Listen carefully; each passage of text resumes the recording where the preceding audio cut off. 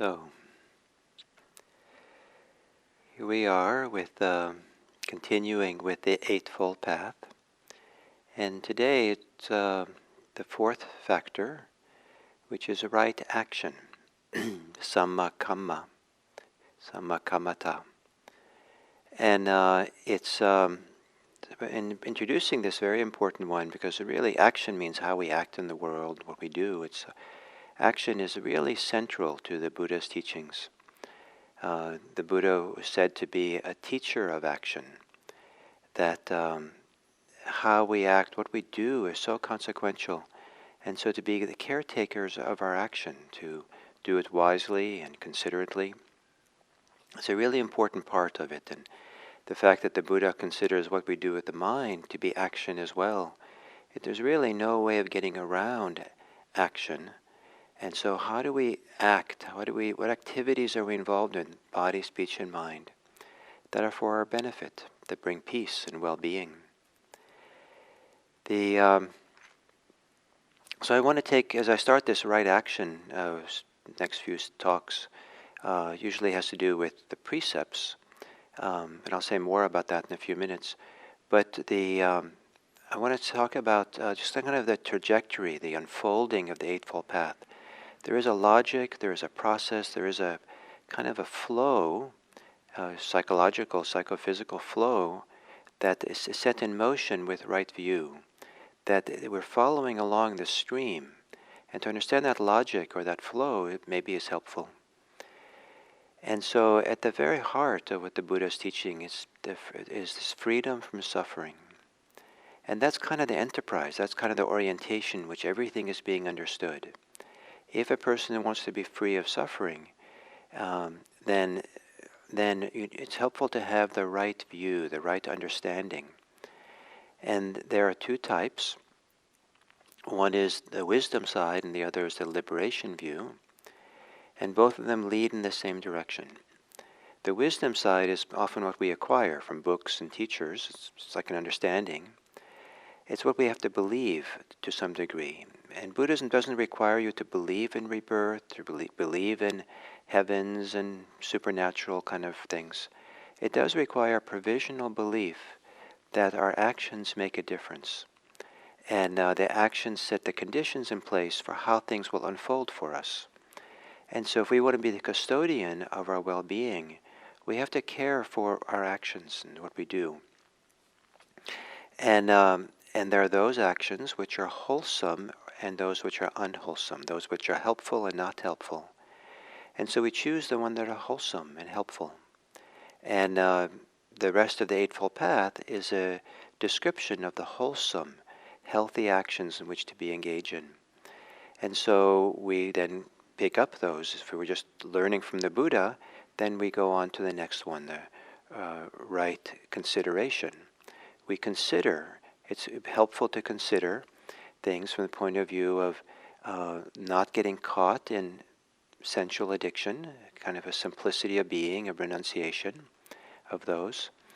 It's good to be involved in non-ill will, and the corollary of that is goodwill, is to live with friendliness and kindness. And it's healthy and wholesome to live harmlessly, to not cause harm. And that the corollary of that is to consider a life of living that's compassionate and caring. So this is the kind of the wisdom side. We take this on and we take on these practices and learn from the Buddha. This is what's wholesome. This is what's helpful. From the liberation side is to practice deeply enough to begin understanding that there is freedom. The heart can be free. The mind can be free of its attachments, its clinging, of the causes of suffering. And that, it's like when the heart sings and is completely open and soars like a free bird in the sky, to really be free. And when it has that sense of freedom, we experience that, then there's a different reference point for the Eightfold Path. From a clear enough, I like to say, embodied experience of freedom, a direct experience of it, now there's a whole different understanding of what's possible. And now the reason to not be caught up in sensual desires, be caught up in ill will, or caught up in causing harm, vihimsa, cruelty, sometimes it's said, is because it diminishes our freedom. We lose our freedom in being involved in those, because those are addictive behaviors. They're compulsive. There's a loss. There's a closing down. The heart doesn't sing in this, or flood. The heart doesn't soar and fly in those activities. And feeling how it causes suffering for ourselves to be involved in sensual addictions, ill will, and cruelty, the movement is to start finding out how to not do that, how to pick up and be involved in other things.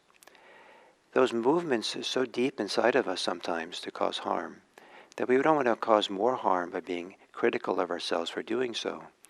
But we want to learn how to step away and look at that whole thing with more freedom, with more openness, with more compassion and care.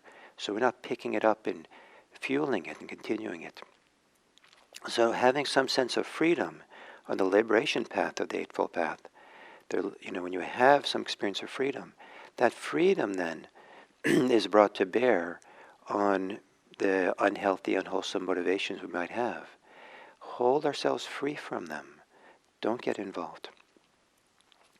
And then, so we see that the right consideration, the second factor, is intimately connected to not causing harm to ourselves and to others.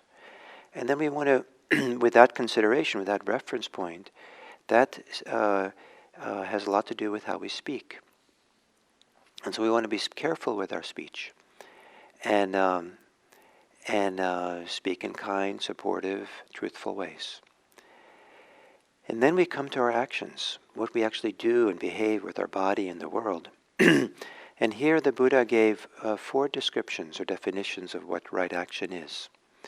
And these 4 are very important for the monastic community because they relate to the 4 most serious rules for Buddhist monastics. These are so serious that if a monastic violates their first four rules or precepts, they are automatically no longer a monastic, and they can never become a monastic again. So for a monastic, that's to they're not to kill, they're not to in any kind of way steal, not to should not take what's not given, not be involved in any kind of sexual behavior, they're celibate, and not to lie. And so these are so important for the monastics. For lay people, those 4 are, 3 of them are the same. Not to kill, not to steal, not to take what is not given, but for lay people, the the 3rd one is not to engage in sexual misconduct, as opposed to celibacy. And then the 4th is the same, not to lie, not to tell falsehoods. And so rather than seeing these as being, excuse me while I clear my throat, instead of seeing these as being moralistic in some kind of abstract principle kind of way, that we're taking on from outside of us rules of how to live, ideally we see it as these are movements towards non-harming. And we see how wise it is to not cause harm, and how much it's part of our movement towards liberation not to cause harm.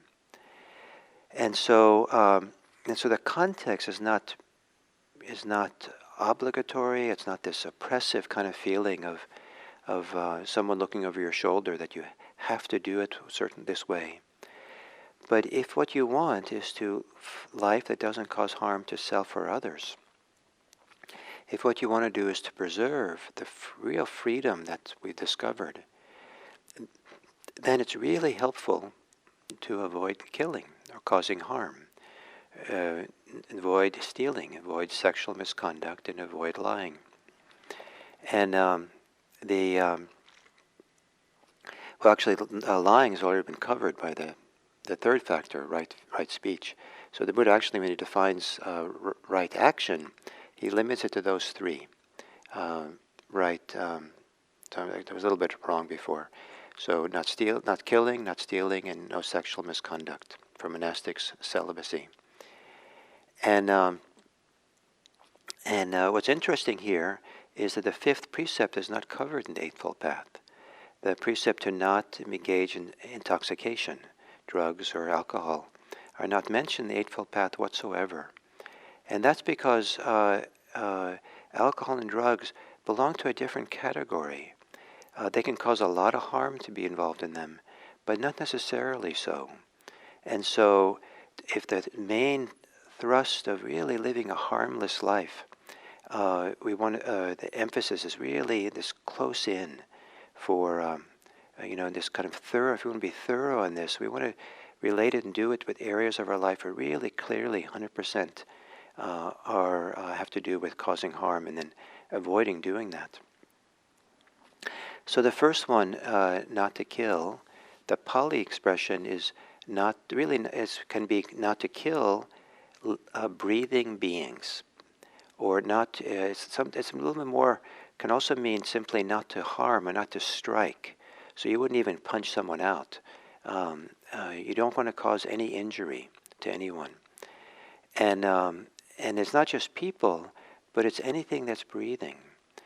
And so how thorough do we want to live our lives in that level of harmlessness? Do we kill animals and birds and insects and pests that we have? How complete do we want to be? How careful we want to be?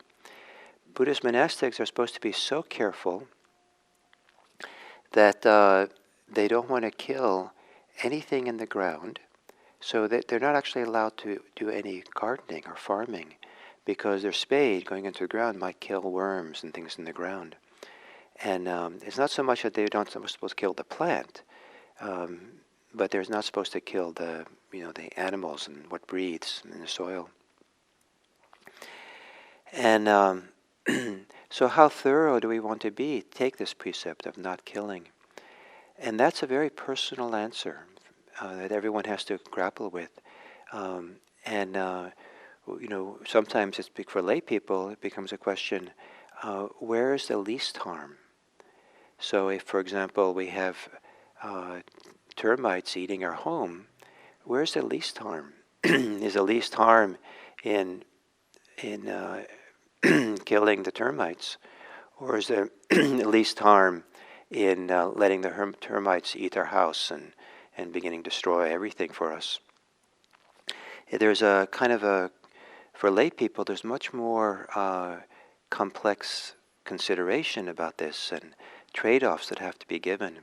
And it's kind of unfortunate to live this way, but it seems to be part of the lay human life. And the monastic life can allow for a much thorough going kind of dedication to not harming.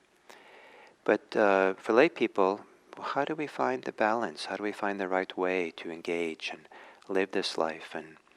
And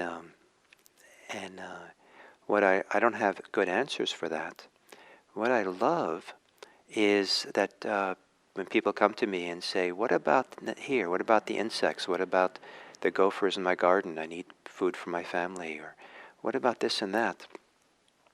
I'm kind of reluctant to answer for them and tell them what I think. But I love the fact that they're asking the question and finding their way with this and making the best choice, knowing that there is maybe always going to be a trade-off, and we have to decide where that trade-off is in extreme situations. The insects and animals and euthanasia and assisted suicide and all these kinds of questions. We have to kind of find our way by ourselves. But there are some areas that Buddhism, I think, is categorical around not killing. We don't kill human beings. And so it's very, very few times that Buddhism comes down. I think the Buddha comes down in so categorical way. We don't kill people. And so for the Buddha, then I think there'd be no capital punishment. For the Buddha, there would be no going to war and all kinds of questions, all kinds of orientations or dedications that just raise a whole bunch of questions and considerations and protests and all kinds of things. What I like to emphasize here is that this first precept, first right action, not to kill, is a subject of deep reflection, contemplation, consideration. And regardless of what we decide to do, how we live our lives around this not killing thing, can we really base our choice, our decision, on the second factor of the Eightfold Path? Can we base it on the consideration for non-addiction to sensual pleasure and comfort, non-involvement with ill will, and non-involvement with cruelty? And even better, can we really base it on right view? And one I most favorite is the movement of freedom. Can we base whatever choice we make to really safeguard the deepest, most wonderful place of freedom that can exist in our own heart, to not give that up? So whatever we do with this precept of not killing, in terms of animals and pests and things like that, can we really have as a reference point to something deeper inside of us, where we're really safeguarding the highest quality of heart, of mind, of well-being that a person can have? The Buddha's teaching is a radical teaching of radical non-harming for self and others. So, the first of the right actions is not harming, and tomorrow I'll talk some about not taking what is not given, and then following sexual misconduct. So, thank you, and may this day be a day that you reflect and explore and consider the thoroughness in which you would like to practice non-harming in your life. And maybe you'll go out into the world and practice more non-harming in speech, in body, and in mind. So, thank you.